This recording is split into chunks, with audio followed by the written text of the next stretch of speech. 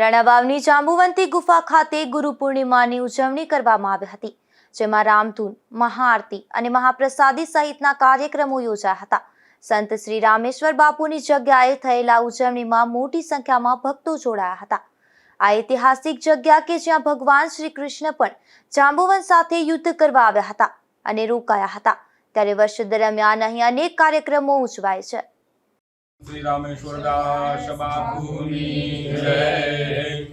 परम कृपाळु संत शिरोमणि रामेश्वर दास बापूनी असीम कृपाથી જે અમારી પરંપરા કે જે અમે વર્ષ અનુર્ગત બધા સાથે મળી સૌ ભક્તજનો સાથે મળી અને કે જેમના ચરણ કમળના માધ્યમથી આજે બાપુની જે અમારા ઉપર ભક્ત મંડળ ઉપર જે એમની અસીમ કૃપા છે, ત્યારથી અમારા વડીલો શ્રીઓએ કે જ્યારથી બાપુ પરમધામને પામ્યા છે અને બાપુનું જે નિર્વાણ તિથિ થઈ છે અને નિર્વાણ બાપુ પામ્યા પછી એટલે કે 1976 પછીથી અમે જેટલા અહીંના ભક્ત મંડળ છે, બાપુના અંગત જેમ સેવક કહીએ કે બાપુના ટોટલી જે ભક્તો છે સૌ સાથે મળી અને પરમ આદરણીય સંતની સેવાની અંદરમાં જેને રાત ને દિવસ જોયા નથી, અમે ગુરુ મહારાજનું પૂજન કરીએ છીએ સૌ સાથે મળી અને અમે બધા પ્રસાદ લઈએ સાથે મળી અને બાપુના ગુણાનું વાદન અમે બધાય કરી રહ્યા છીએ. એટલે આજકાલથી નથી કે અમારા દરેક ભક્તોની જે પરંપરા છે આ પરંપરા પ્રમાણે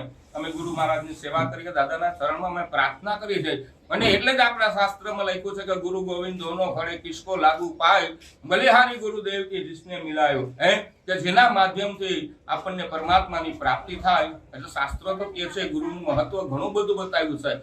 આજે ગુરુ પૂર્ણિમાના નિમિત્તે અમે સૌ ભક્તજન સાથે મળ્યા છે અને ગુરુ મહારાજના ચરણમાં એક જ પ્રાર્થના કે દાદા અમારા દરેક કાર્યો અમે સદૈવને માટે તમારી સેવા કરી શકીએ, તમારા ધામના તમારા માધ્યમથી અમને પરમાત્માના ધામની પ્રાપ્તિ થાય એવી તમારા ચરણમાં અમે પ્રાર્થના કરીએ છીએ.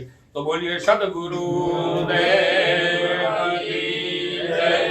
શ્રી રામેશ્વર બાપુની જય।